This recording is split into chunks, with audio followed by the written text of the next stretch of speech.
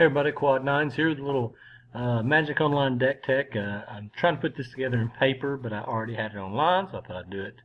A little screenshot, kind of show you what I've been working with. It's a bug list or soul tie, as the charm says. But basically, it's all built around Villainous Wealth and Planeswalkers. I've tentatively called it Stop Hitting Yourself, because what it does between Ashiok and Villainous Wealth, you're usually killing people with their own cards, which is something, since both bribery and treachery are two of my favorite cards in all of Magic, it really fits something that I like to do. Also, like, it is a control deck, and there's a lot of mid-range out there right now, a lot of aggro, so I kind of like to be different, go against the grain, I guess, would be one way to put it. But it's a real fun deck. I had somebody play a version of this against me, and I kind of tweaked it from there. But anyway, on to the deck. Mana base, not optimal. You could probably play, of course, you'd want polluted deltas. I don't have any on Magic Online, so I wasn't going to just fork them out for this, because it's a fairly cheap deck considering what I already had. But yeah, you want at least 6 forests. That'll come into play later because we are playing one Nissa. A couple islands, a couple swamps, and Urborg, which helps Hero's Downfall be easier to cast. Bunch of temples. Run 7 temples. The Scry really helps you dig through your deck. Opulent Palace. These tri-lands are just great. You're not doing anything on the first couple turns usually, so having a tapped land isn't that big a drawback. I do have a couple of the pain lands just for better fixing. You could run Mana Confluence in this deck. You could also, let me see, yeah, run a 4th Opulent Palace if you wanted to. But other than that, the mana base isn't that bad, especially compared to some other decks. On to the actual spells. I'm running 3 Embodiment of Spring, which is, a Cons of Tarkir draft, leftover. I've got a few and hardly ever played them, but in this deck it works. It's an 0-3 on turn 1, which, can soak up a good bit of damage over a couple turns if they've got the real quick aggro start. And what you're eventually going to do is, if you ever get to untap with it, you're going to hold up the 2 mana most likely. And if they try to remove it or they're going to damage through it, you just sack it in response, and it is a rampant growth. So it helps fix your mana, helps you ramp a little bit. So it's a really good card for this deck. Thoughtseize, of course, probably one of the best cards in the format. I'm playing black. Why not play a couple copies? I usually don't play them on turn 1. I kind of want to see what the deck they're playing is first. And have a little bit better idea. Give them a couple turns to draw the bigger spell. 4 Sylvan Caryatids. Obviously this card is great. It's the 3 color deck, so the mana fixing is relevant. The 0-3 Defender, hexproof. What hasn't been said about this card? It blocks really well. It helps you do, turn 5 things on turn 4, turn 4 things on turn 3. Running 2 coursers. Another reason to have the fetch lands in, which would be good.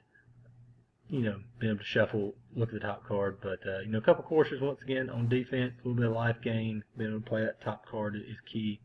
For the other 3 drops, got 2 copies of Read the Bones, just for our card selection. Losing the 2 life isn't that bad. Hopefully you're getting some courser triggers to offset that. I'm running 3 Heroes Downfall, just because you just want to survive to the late game, so if you can kill their big threat, whether it be Planeswalker or creature, around turns 3 or 4, it's really going to help out your game. Soul Tie Charm can also be many things. This is probably the best charm for me in Standard right now. It's got Destroy Monocolored Creature, which can hit Storm Breath Dragon, which it's pro-white, but luckily this is not white, and it kills a lot of big things. Destroying target artifact or enchantment has been very relevant. Every time somebody puts a Banishing Light on my Planeswalker, I get it back. And the last and quite often used mode of draw 2 cards, discard a card, which sometimes this deck is just flooding and just needs more spells, so you just want to draw the cards.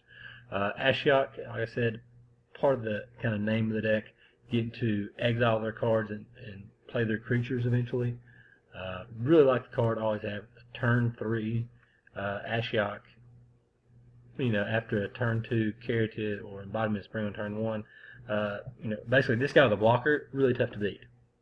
You're pretty much going to have to burn a big burn spell or Hero's Downfall on it. Kiora, honestly, I just put her in here because the bubble effect really is really strong. It keeps you alive. Also, it's in the bright colors, so why not play another Planeswalker? This is kind of super friends for Sultai.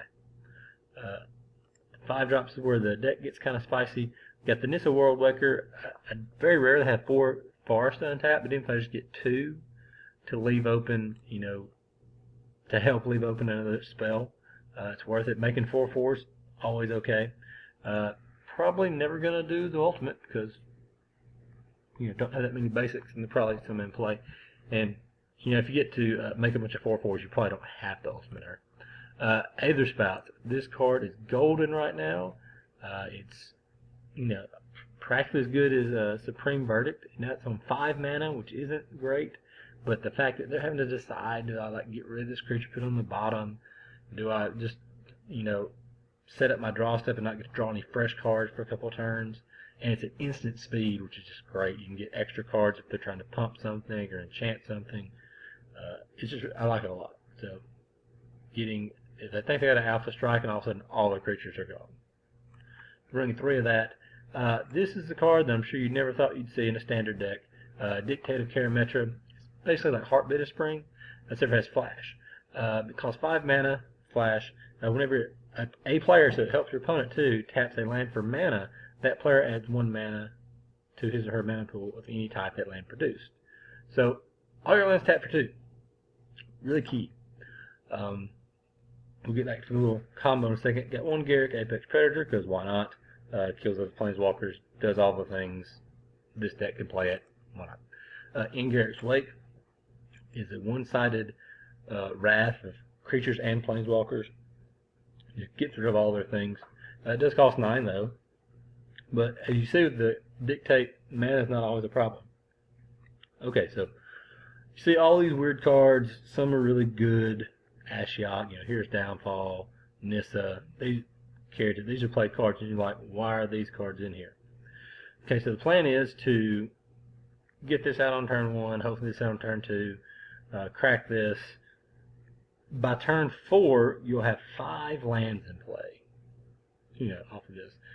So you'll pass, wait and see what they do, and then on their end step, you flash in the Dictate, you untap, you play your 6th land, and you've got a Villainous Well for 9. So, I don't know if you've seen many cards in the format, but nothing costs more than 9, this being the most expensive card I've seen played at all. But you get to go get 9 of their spells. One game against Abzan midrange, I got 3 Siege Rhinos, I think one of their Hero's Downfalls, and Abzan Charm. So, it's pretty much game over if you get to untap and cast this thing for 9. You have to be almost dead and have to have a huge board presence for it to really matter. But yeah, getting to cast this for 9 is so much fun. This card is really good. You don't get the lands, but it doesn't matter. You get to cast spells. It's just a blue-black control deck. For some unknown reason, they decided to tap out on their turn 5, and I'm like, thanks. So I flashed in Dictate. Villainous Welcome for 9, because that's just the number you usually get. And got a Treasure Cruise, their Pearl Lake Ancient, a couple of Planeswalkers, so pretty good stuff. Hopefully I'll get some good gameplay with this sometime soon. Haven't been able to record any games, and also working on a sideboard. Just been trying to make sure all these are the main deck cards I want before I have it out of sideboard. But there's a lot of one-up Planeswalkers, but not a whole lot of spots. I like having different options, and the games play out different every time, so it's kind of fun. Sorry I've rambled on long enough. It's going on about 10 minutes here. But anyway, just, I don't know, if you get a chance to play it, build the deck, play it out, let me know what you think. Like I said, I'm going to try and get you some gameplay videos soon, but Villainous Wealth, one of the better cards in the format right now, just because it's so swingy. Like, you just take their own things and kill them with it, which is such a good feeling.